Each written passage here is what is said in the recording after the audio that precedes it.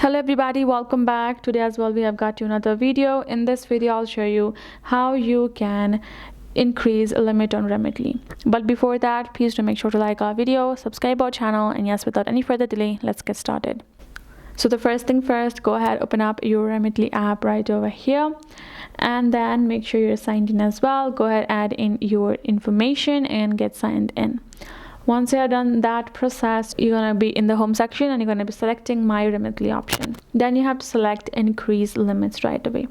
Right afterwards, you will find the sending tier you want. Simply choose the tier from the given available ones. Once you have chosen the higher one, if you want to change it to simply want to increase it, then once you have chosen the higher one, you're going to go ahead, upload any request, document, or information as it has asked for them to increase your limit. In what basis they should be increasing, right? Once you provided the document, you will have to simply wait for an update. Remitly will send you an email about your request within 48 hours, whether they confirm it, whether they think it's valid or not, or what more further documents you have to provide for them to increase your limit. You simply have to wait for it and then you're good to go. That's how it works. Hope this video helped. Thank you so much for watching.